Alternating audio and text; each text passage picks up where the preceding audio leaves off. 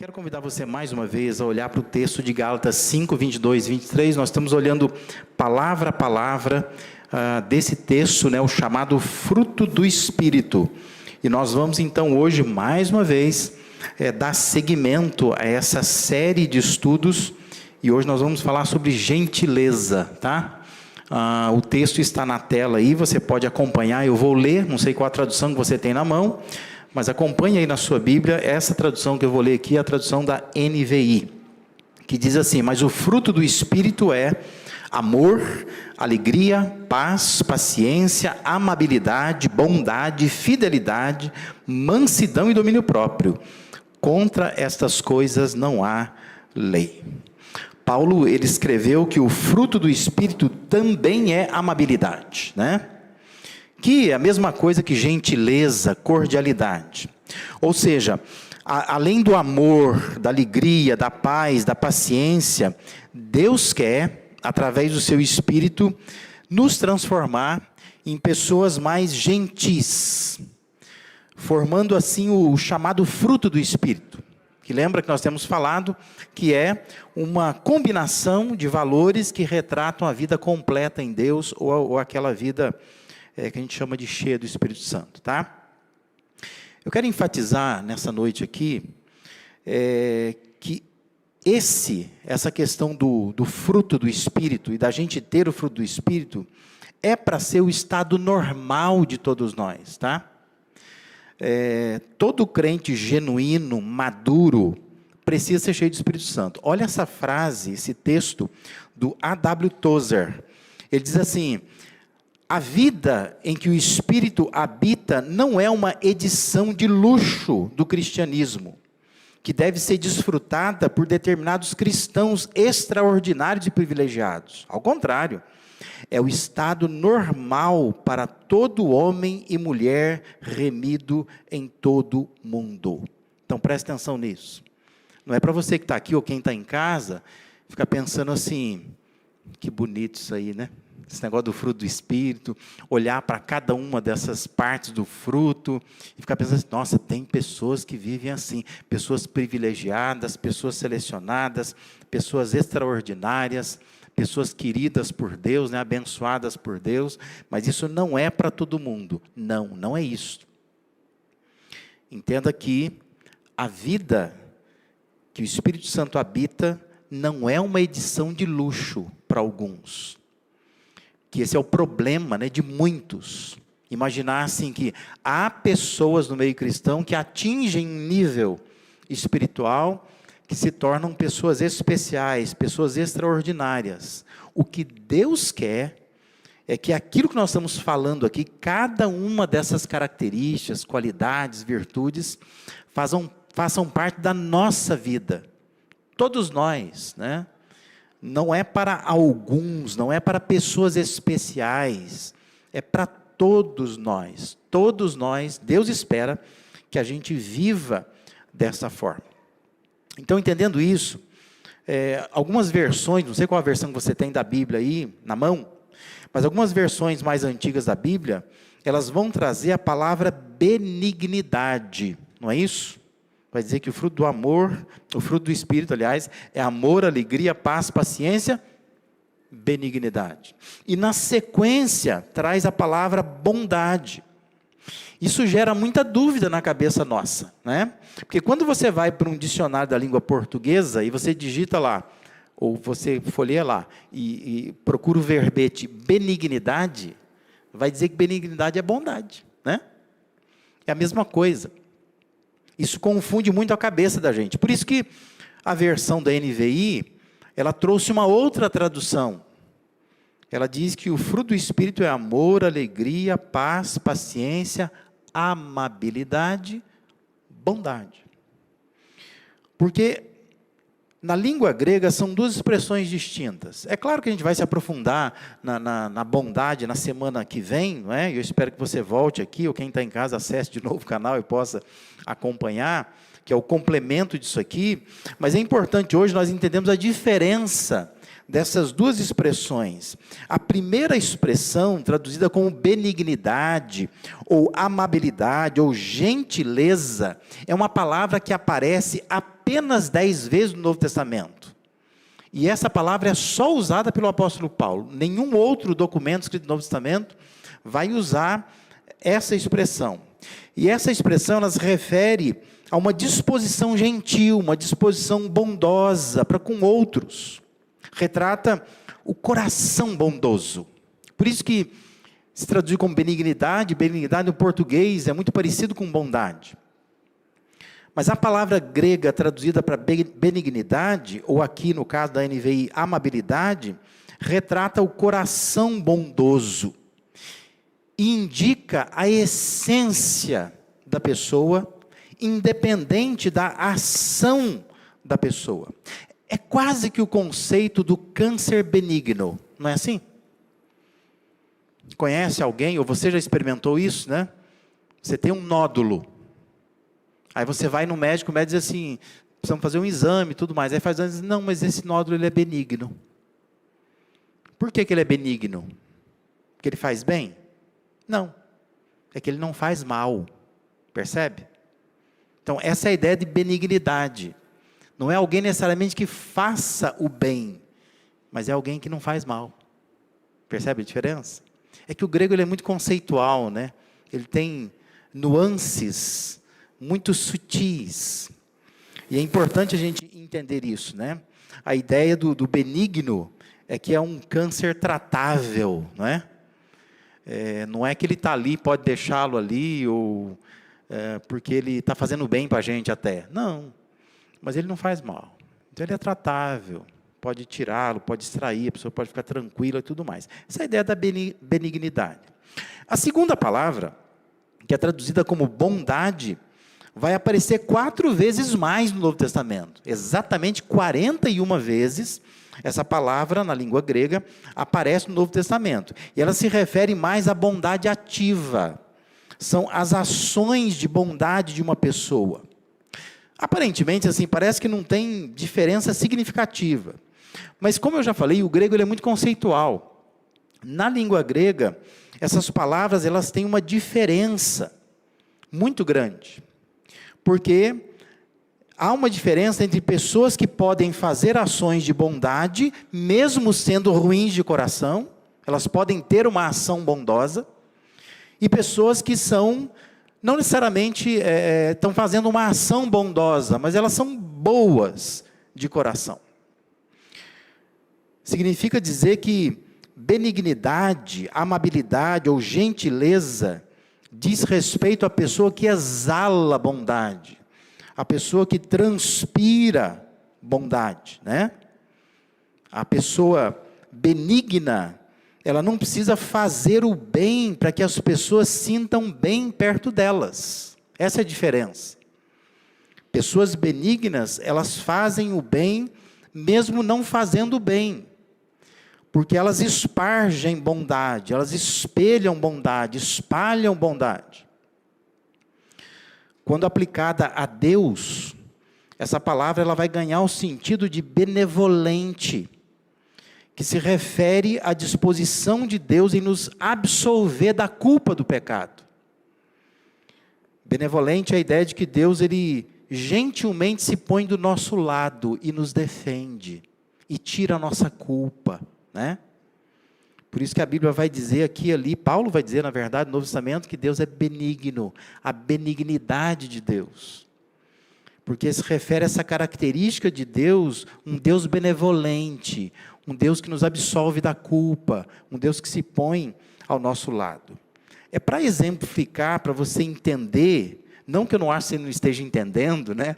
Mas para ficar bem claro, assim, para você entender, deixe-me assim, dar um exemplo. Imagina-se uma situação de uma pessoa que é abordada no semáforo da cidade. Você para o carro no semáforo, aí vem uma pessoa, um pedinte, pedir alguma coisa, dinheiro para você, ali. Então imagina essa cena. A pessoa que ela está só praticando a bondade, sabe o que ela faz? Ela desce o vidro do carro, ela pega uma moedinha, dá para a pessoa, fecha o vidro do carro, vai embora com aquela sensação assim, cumpri meu dever, né? A pessoa benigna é aquela assim que parou no semáforo, o pedinte pediu alguma coisa, olhou, não tenho nada. Ele abaixa o vidro do carro e diz assim, ó, você me desculpe, eu não tenho nada aqui no carro.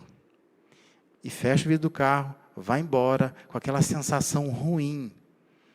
Eu podia ter feito alguma coisa, mas eu não consegui fazer alguma coisa. Pelo menos conversei com a pessoa, dei atenção para ela. Essa é a benignidade. É aquela pessoa assim que mesmo que ela não fez uma ação, que ela não tinha como fazer, ela foi benigna, ela foi gentil, ela foi amável, ela foi educada com a pessoa. Entende? Ainda que não tenha havido uma ação bondosa, o coração é gentil, o coração é amável. Essa é a diferença entre benignidade e bondade. A orientação que Jesus ele deu lá no Sermão do Monte nos ajuda a entender também. Se você pegar a sua Bíblia e ler Mateus capítulo 6, versos de 1 a 4, lá Jesus falando, né, ali às multidões, ele diz assim, tenham cuidado de não praticar suas obras de justiça diante dos outros, para serem vistos por eles. Se fizerem isso, vocês não terão nenhuma recompensa do Pai Celestial. Portanto, quando você der esmola, não anuncie isso com trombetas, como fazem os hipócritas nas sinagogas e nas ruas, a fim de serem honrados pelos outros. Eu lhes garanto que eles já receberam sua plena recompensa. Mas quando você der esmola, que a sua mão esquerda não saiba o que está fazendo a direita, de forma que você preste a sua ajuda em segredo, e seu Pai que vê o que é feito em segredo o recompensará. Se a motivação para as ações de bondade for a repercussão disto, a visibilidade que isso pode produzir, isso provém de um coração hipócrita, Jesus está falando. Portanto, um coração maligno e não benigno, né? É fazer só porque quer aparecer, só para fazer uma selfie, né, com o pedinte e botar no Instagram. É levar a cesta básica para alguém, tirar foto e botar no Facebook, né? Aliás, muita gente hoje, igrejas inteiras não estão percebendo o que estão fazendo, né? Estão descumprindo algo que Jesus disse. Jesus está dizendo, não faça isso. Não é para levar a cesta básica no lugar, tirar foto lá e botar no Facebook. Não é. Porque se tivesse Facebook naquela época, Jesus ia falar isso. Não ponha no Instagram. Porque se você quer fazer uma coisa para as pessoas, você faz para as pessoas. Mas não faz isso para ganhar projeção, para dar visibilidade. Não faça isso. Porque isso provém de um coração hipócrita, que quer ganhar repercussão com a ação que está fazendo. E Jesus diz que quando isso acontece, esse coração não é benigno, ele faz uma ação bondosa, mas faltou-lhe benignidade. Porque benignidade é aquela coisa mais interna. Ou seja, presta atenção nisso, a benignidade, ela proporciona verdade nas ações de bondade. Eu vou repetir para você decorar. Benignidade, ela vai proporcionar verdade nas ações de bondade. Você pode ter uma ação bondosa, mas se você não tiver um coração benigno, não é verdadeira essa ação bondosa. Porque ela está querendo apenas aparecer, apenas ganhar repercussão, apenas gerar visibilidade. Ganhar seguidores, né? Admiração, elogios. E Jesus está dizendo que não é para acontecer isso.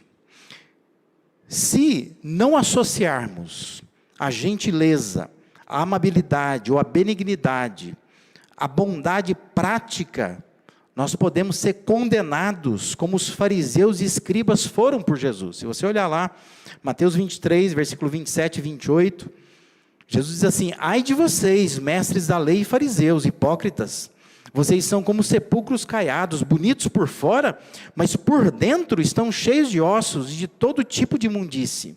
Assim são vocês, por fora parecem justos ao povo, mas por dentro estão cheios de hipocrisia e maldade. Percebe o que Jesus está falando? O Espírito de Deus, ele quer agir em nós por dentro e por fora. Não adianta ser só bonito por fora, não é?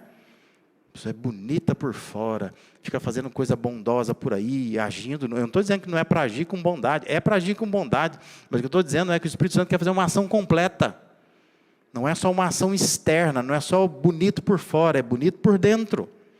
Tem que ser uma ação que vem lá de dentro.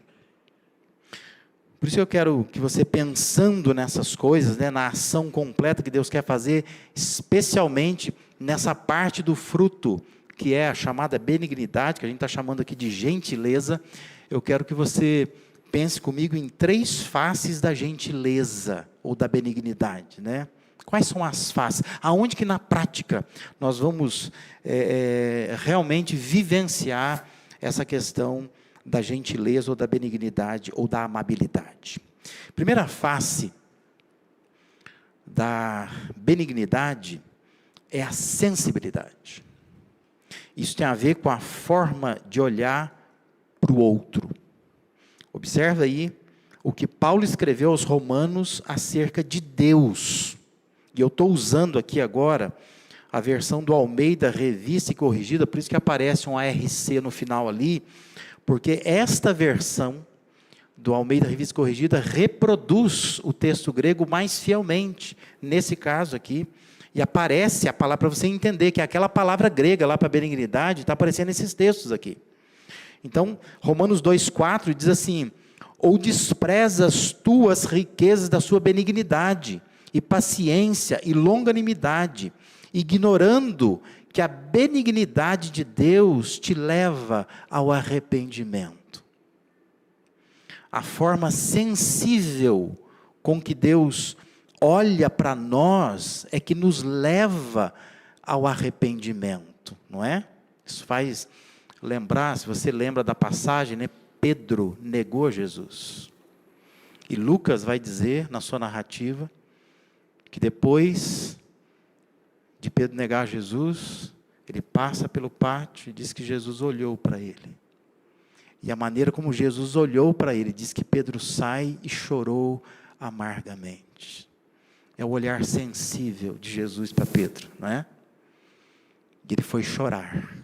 Aquela sensibilidade de Jesus o constrangeu ao arrependimento. E Paulo está dizendo aos Romanos isso. Esse caráter gentil, dócil, esse caráter bom de Deus, nos constrange ao arrependimento. Porque às vezes a gente comete pecados, a gente fala assim: Deus vai me pegar na esquina, e Ele não pega. Isso, a gente fica constrangido com isso. Mas hoje eu merecia morrer. Mas Deus não mata. Por quê? Porque Deus é benigno. É essa benignidade de Deus que nos leva ao arrependimento, que nos constrange a nos arrepender. Pessoas gentis têm uma preocupação interna, que as faz olhar para o mundo à sua volta de forma diferente. Porque elas tentam se colocar no lugar do outro, da outra pessoa. Sensibilidade. Quem é benigno, quem tem amabilidade, quem tem gentileza, tem sensibilidade. Consegue se colocar no lugar do outro. Quando vê uma situação, ainda que não faça uma ação, porque às vezes não pode fazer, ela sente o que o outro sente. Porque ela tem dentro do coração dela benignidade. Aos Colossenses, Paulo escreveu instruindo diretamente aos cristãos a serem sensíveis, imitando o próprio Cristo no ato de perdoar, né? Veja lá, Colossenses 3, 12 e 13. Revesti-vos, pois, como eleitos de Deus, santos e amados, de entranhas de misericórdia. Olha a palavra grega lá, ó, de benignidade, humildade, mansidão, longanimidade, suportando-vos uns aos outros e perdoando-vos uns aos outros. Se algum tiver queixa contra o outro, assim como Cristo vos perdoou, assim também vós fazei vós, né? Perdoa assim, como Cristo perdoa, você perdoa também. Isso é sensibilidade. Paulo está dizendo, vocês como cristãos, vocês precisam se revestir de benignidade. Isso é fruto do Espírito, é o que o Espírito quer produzir na gente. Benignidade. Essa gentileza, essa amabilidade que se traduz em sensibilidade. Deus espera ver em nós essa atitude, essa virtude. que se expressa nessa forma sensível de olhar para as pessoas, não pensando erradamente sobre elas, não falando com maldade acerca delas, não tratando grosseiramente as pessoas, mas exercendo sensibilidade bondosa, a semelhança do que o próprio Deus em Cristo fez e faz conosco. Amém? Entenda isso. Isso é sensibilidade, isso é amabilidade, é gentileza. O que é gentileza na prática? É quando você é sensível. Porque nós, como cristãos, nós nos tornamos muito insensíveis, né?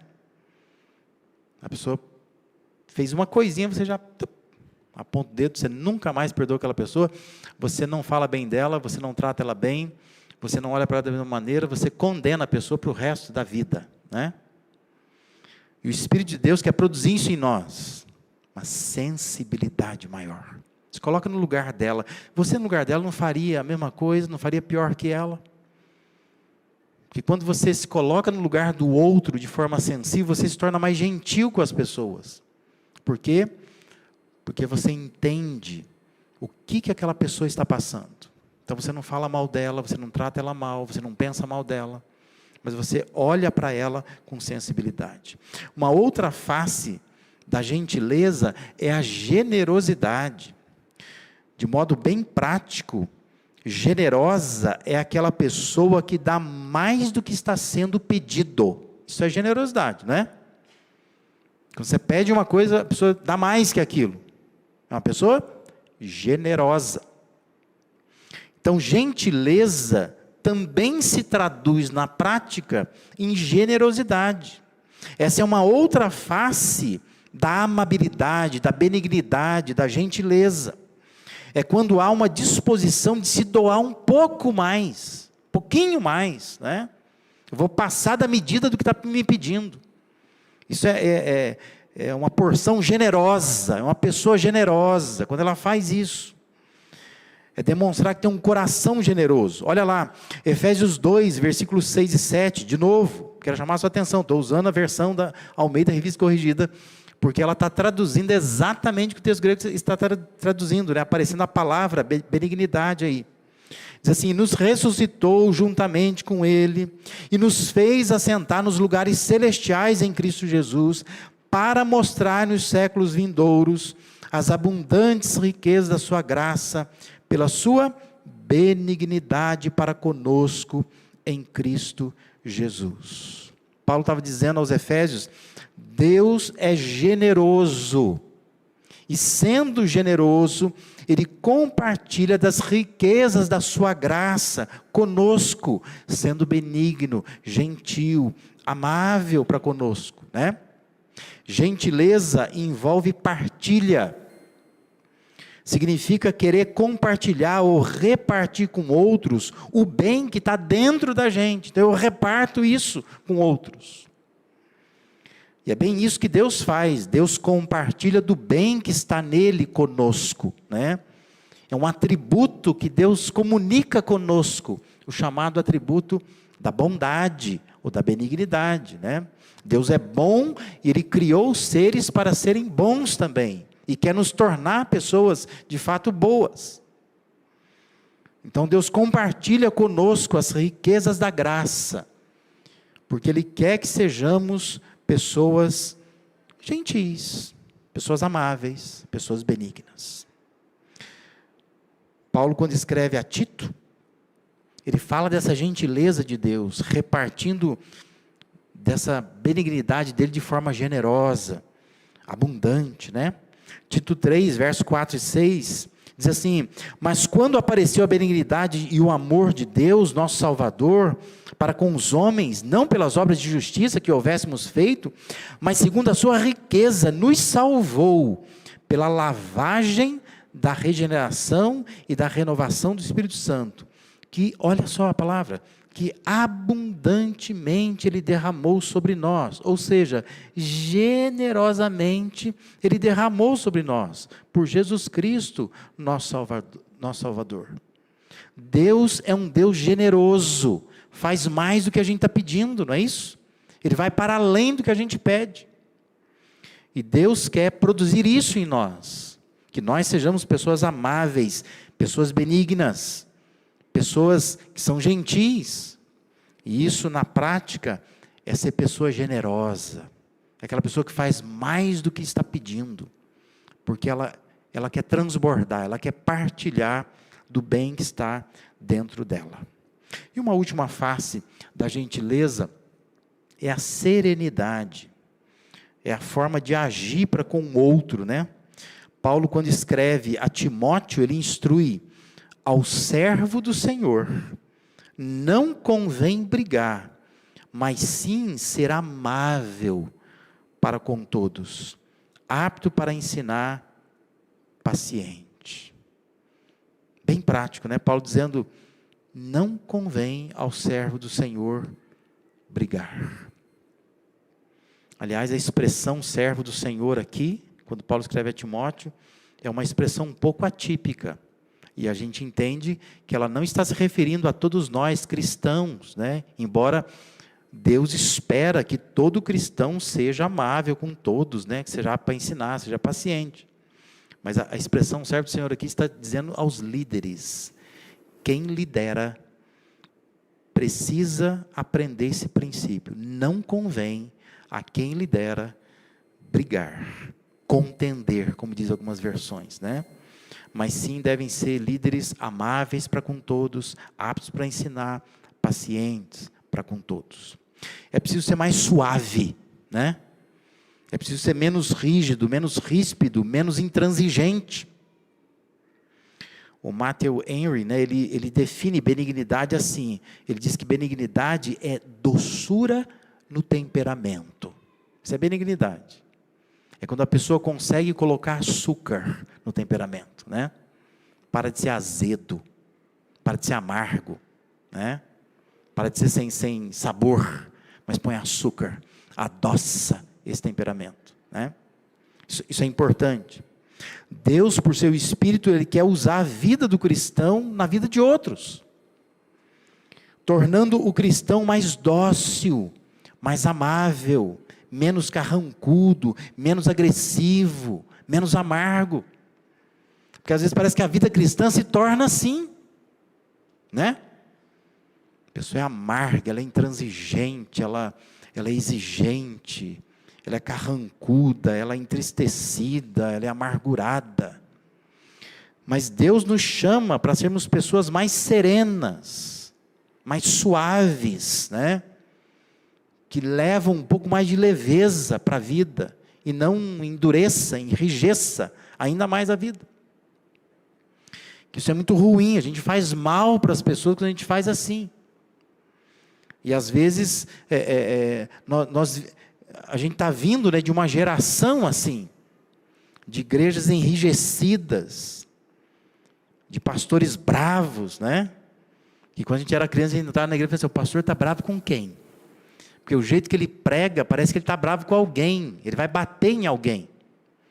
Você fica meio com medo dele, apavorado, está com a vontade no banheiro, não vai. Você fica ali apertado no culto, porque o pastor, ele dá uma olhada para mim, eu morro de medo, pavor dele, porque ele está gritando dentro do culto. Eu estou apavorado com isso, né? Porque parece que ele é intransigente, ele não tem paciência com ninguém, ele reclama de tudo, ele xinga todo mundo, né? É uma coisa assustadora quando você olha. Nós precisamos ser mais suaves, né? Tiago escreveu que a sabedoria que vem do alto é antes de tudo pura, depois pacífica, amável, compreensiva, cheia de misericórdia e de bons frutos, imparcial e sincera. Faça um exercício, pega Tiago 3,17 e avalia se você está sendo assim. Tiago está dizendo que a sabedoria que vem de Deus, ela é assim. Ela é pura, ela é pacífica, ela é amável, ela é compreensível, ela é cheia de misericórdia, de bons frutos, ela é imparcial, ela é sincera. Tem que ser assim. Algumas versões dizem que a sabedoria que vem do alto é tratável. Ou seja, é benigno, né? A sabedoria que vem de Deus, ela tem que ser tratável. Ela tem que ser serena, tem que ser suave, tem que ser leve. Porque Deus quer que a nossa benignidade, ou a nossa gentileza, amabilidade, se traduza de uma forma serena, que nós sejamos pessoas mais serenas, pessoas que causem impacto na sociedade, sendo serenos, e não agressivos, e não intransigentes, com o povo que está lá fora. O fruto do Espírito, está dizendo Paulo aí, é benignidade, é a gentileza, ou a amabilidade. O mundo está precisando de pessoas que refletem esse caráter de Deus, né? Que consigam ser pessoas mais gentis, que exalam essa bondade de Deus, pessoas menos egoístas, mais sensíveis, mais generosas, mais serenas. Lembro que houve uma época que estava em alta, né, os livros que falavam sobre temperamento, e as igrejas meio que se tornaram meio que envolvidas com isso, né? Era comum as pessoas às vezes ir numa outra igreja, porque na outra igreja está tendo um congresso sobre temperamento, e passar às vezes um sábado o dia todo, estudando os temperamentos, os tipos de temperamento, o que é negativo, o que é positivo. Muitos pastores estudaram os temperamentos com as suas lideranças, tentando identificar o temperamento para colocar a pessoa no lugar certo, né? Dentro da igreja. E foi uma época assim de grande ascensão nessa questão de estudar os temperamentos.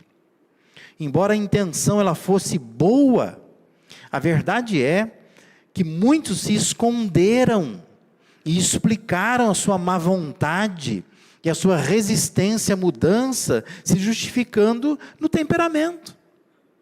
Meu temperamento é esse, eu sinto muito, né? Então a pessoa diz assim, não, eu sou sanguíneo mesmo, né? Então, me aguenta. Então, na verdade, ela não queria entender o temperamento para ser transformada por Deus, mas ela queria se esconder atrás daquilo. E aí, então, qualquer correção que você quisesse fazer, ela jogava na tua cara o teste que ela fez, que, meu temperamento é esse aqui, sinto muito, me aguenta, me suporta.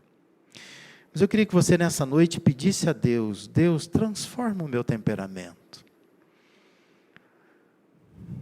Quando Davi escreve lá o Salmo 139, Davi diz assim que Deus me teceu dentro da minha mãe, né?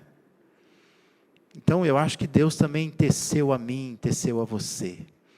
Deus sabe cada fio nosso, Ele sabe. Deus sabe a cor, Deus sabe a intensidade, Deus sabe para que serve. Então é muito provável que o seu temperamento, o seu jeito de ser, não deve ter sido produzido no momento que Deus estava cochilando. Deus teceu você. E Deus quer pelo Espírito dele transformar você. Por isso, nesta noite, ore, diz assim, Deus, coloca doçura no meu temperamento. Eu quero ser uma pessoa benigna. Eu não quero só fazer o bem, que é importante fazer o bem.